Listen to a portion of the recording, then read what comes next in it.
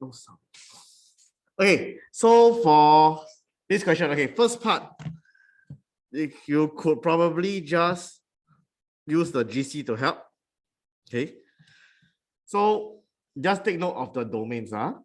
So for the first one, sketch y equals to fx.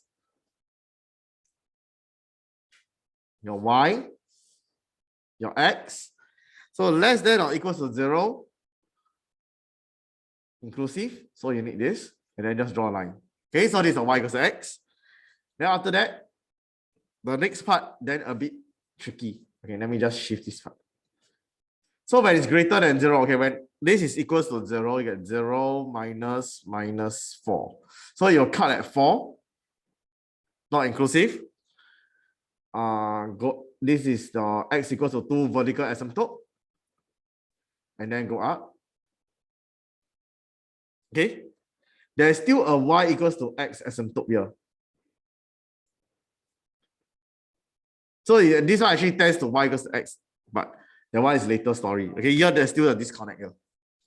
So this part, there's a y equals to x, this part will still go up.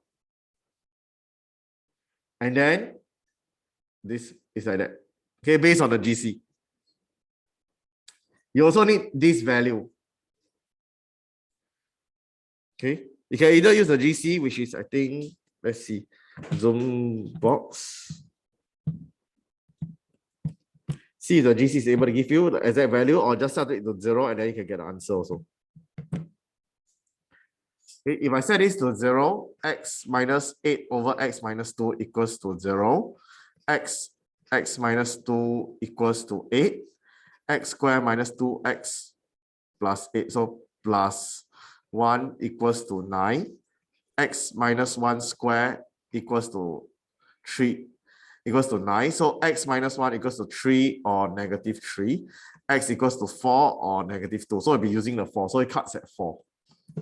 Okay, or I can use the GC to verify, I think. Okay, the GC will just nicely give you 4 also.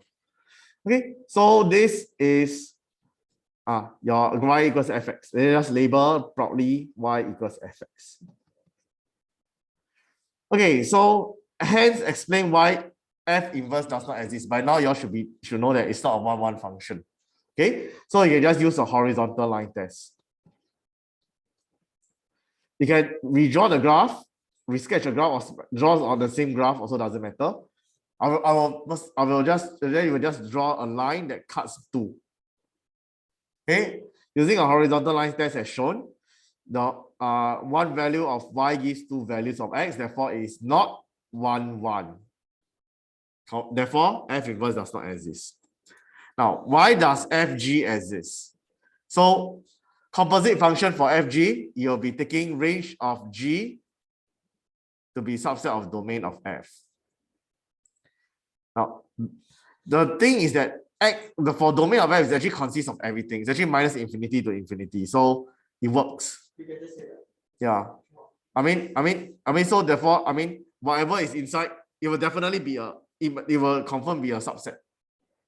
So you don't really need to like find range of g in this case. Okay, because domain of f is minus infinity to infinity. Of course, if you want to find, by all means, go ahead. It's not very long, so it doesn't take you very long. You will still need it in part 3. Okay, so if I were to sketch g, x squared minus 4, very simple.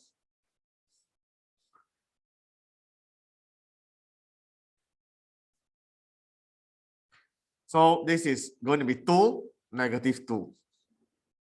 Okay, and they limit to negative root 5 to root 5. So there is negative root 5. It's just 2 point something only. Okay, so it's just a little bit more. So this is not to scale. And then root 5. Okay, so if they didn't ask for the sketch, but if you sketch, this is inclusive because there's an equal sign here, and this is not inclusive, so circle. Okay, they must be the same value. So this one not to scale. Yeah. So at root 5, you'll get 5 minus 4, which is actually going to be 1. Okay, here is, you can see it's totally not to scale, okay, but just a sketch. This is negative 4. This is 1, this is negative 4. And negative 4 like shorter. Okay. So the range of g is from negative 4 to 1. But we don't need to explain that again. Okay. So now next part, find FG in similar form. This is where this graph helps you. How to find FG? FG is, okay, if it's similar form, will be, you'll do dot dot x. Okay, even all this form, we copy. So now, the first part, it will be x squared minus 4. Okay, then the second part, x squared minus 4 minus 8 over x squared minus 6. Comma. Now you need the domain. So the domain, we know that domain of FG is the same as domain of G. So for this case, x less than or equals to 0, you'll need the range of G. You need the domain of G such that the range is less than or equals to 0. The graph is less than or equals to 0, which will actually be this. Okay, so because of that, it'll be minus 2 x 2, so that G will be less than or equals to 0, so that you'll be able to fit this in. Okay, because fgx, the composite function, is actually f of gx. So the range of G must fit within that domain. Okay, now then this one, the second one, they're more complicated. Okay, it's x greater than 0, so it's like minus 5 x negative 2 and 2 x root 5 equal sign here. Okay, because the original one has equal sign. So this is the part that I wanted to emphasize. Okay, the domain for such a function. Okay, good.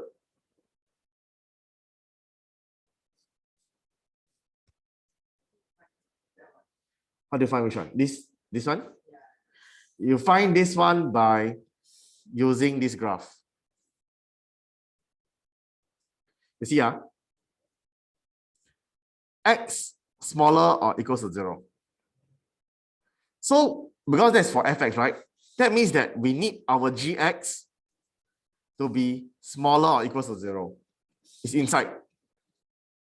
The gx is as good as saying, okay, let me just erase this part. It's as good as saying, I want gx to be less than or equals to 0.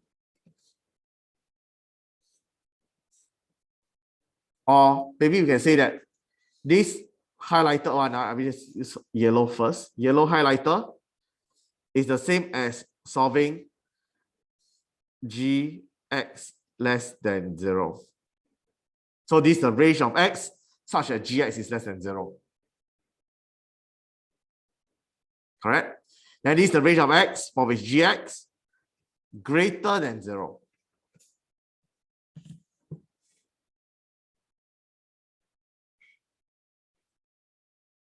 Cannot?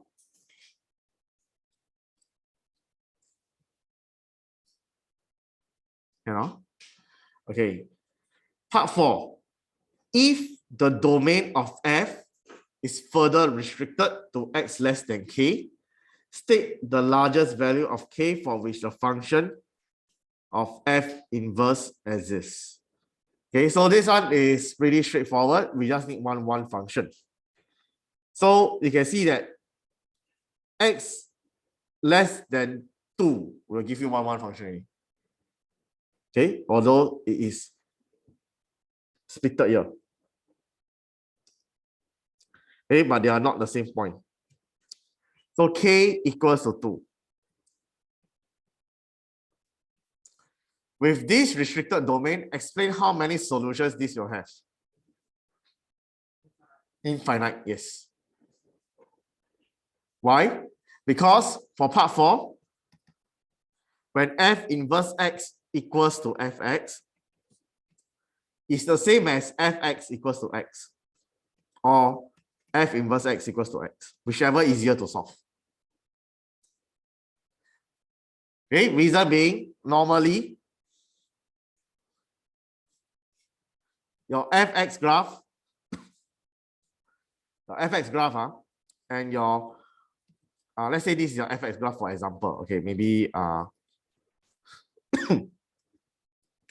maybe I do this. Okay, this is the fx graph.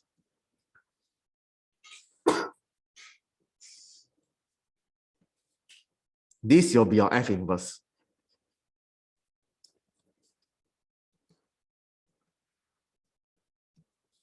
Okay, so it's a reflection across the line y equals to x. This is your y equals to x.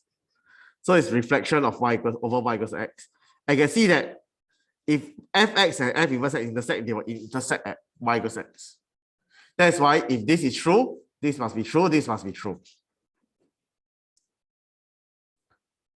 Okay, so for this question, this is actually easier. And you'll realize that y equals to, this is actually y equals to x here. Okay, so with this restricted domain, there will be infinite number of solutions because when f inverse x equals to fx, fx equals to x, and fx is equals to x for all x less than or equals to 0. It's always true. Okay, so if I want to put in words, this is more like an explanation question already. So I put in words, will be something like a why is there? Okay, put here. So when f inverse x, okay, equals fx, fx equals x. This is always true for x less than 0, less than or equals to 0. Hence, there are infinite real solutions. Something like that. So can you say that when x is less than equal to 0, fx is equal to x? So f minus and when you inverse it, f inverse x is also equal to x. Hence, they both overlap each other and has infinite points of intersection. I think can make sense. I mean, the first one is always when it makes sense. So what they will really want to see is their conclusion of infinite real solutions. Okay. Yeah, I like these two questions a lot. Okay, can. So stop the recording here.